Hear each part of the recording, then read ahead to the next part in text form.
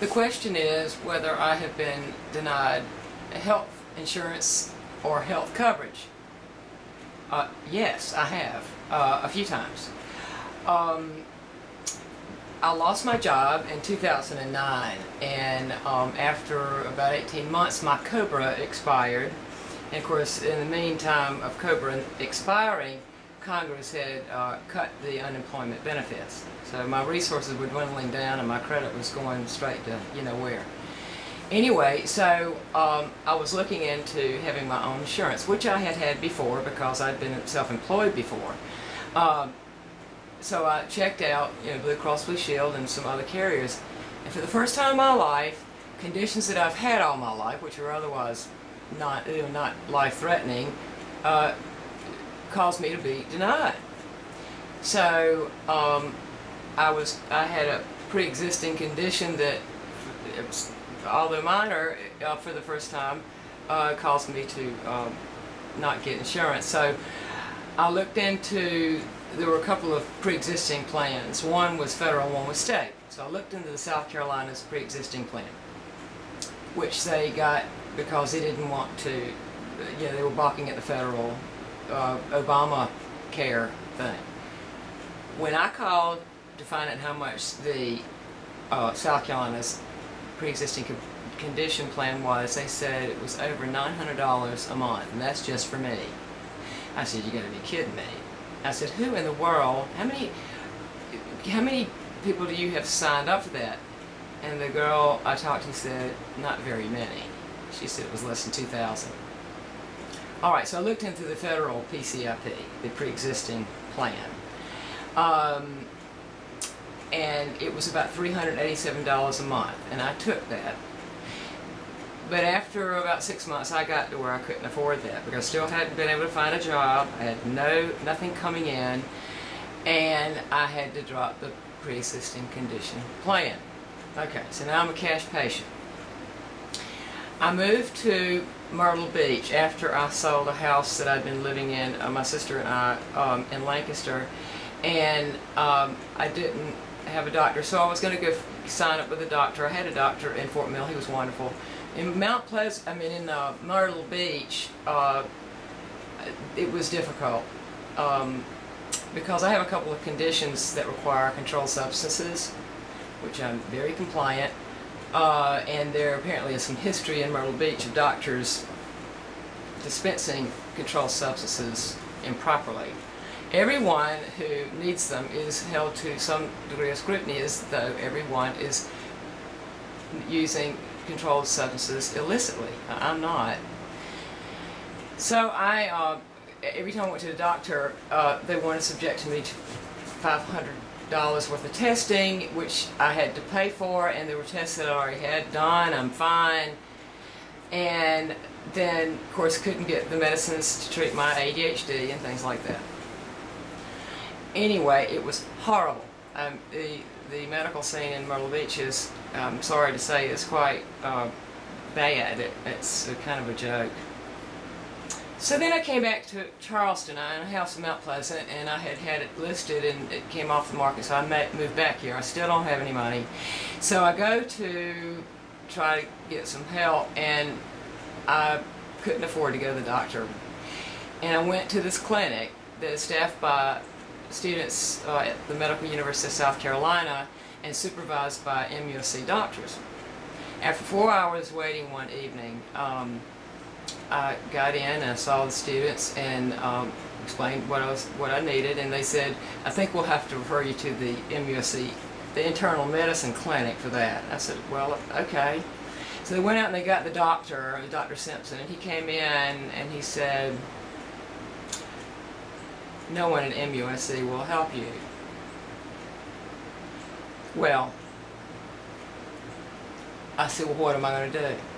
And he sent me to, he gave me the name of this other little clinic about 30 miles away, which I'm going to and I love. The reason why MUSC wouldn't help me is because I locked horns with my ex-boss. You see, I used to work at MUSC in its public relations department. And I left there under unpleasant circumstances. I wasn't fired. I was made so miserable that I quit.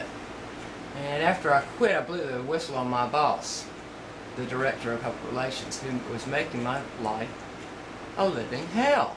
She wouldn't leave me alone. She was saying bad things about me, and in any event, I blew the whistle on her, and boy, was that a mistake, because she had me medically blacklisted.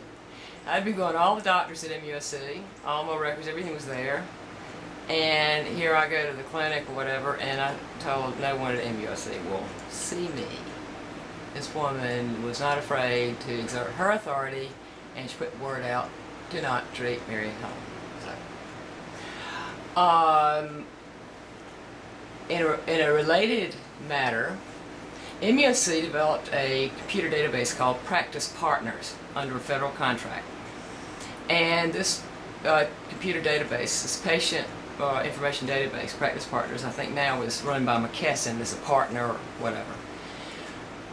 A few years ago, I went to a doctor because I have ADHD, and my primary wanted me to see the psychiatrist about that. I was also going through a whole lot of stress after I left work.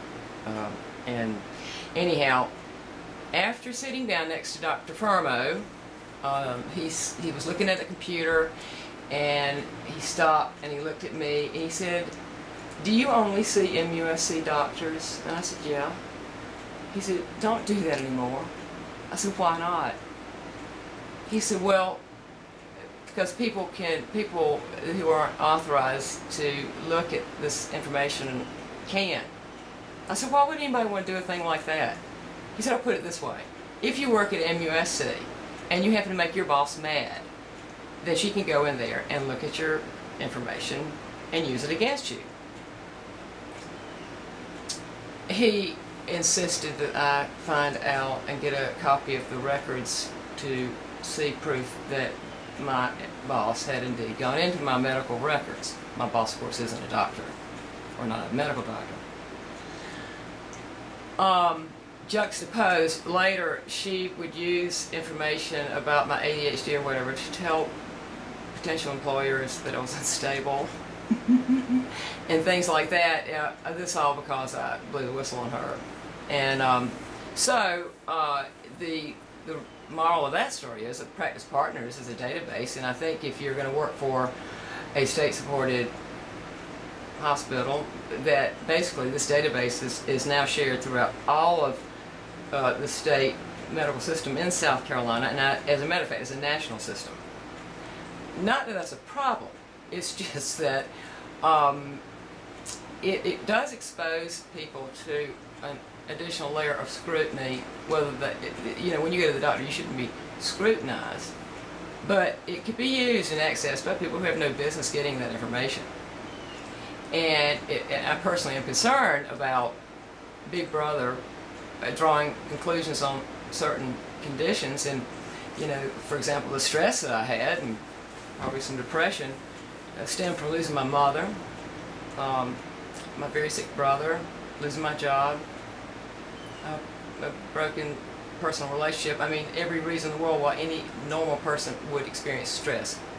It's unstabling, but we persevere. But that's been the insult to injury in my life. That's what's made it so difficult. So yeah, I've been denied medical care by virtue of a very retaliatory ex-boss who happens to have a very high position at probably the biggest medical university in a couple of states with a very far reach.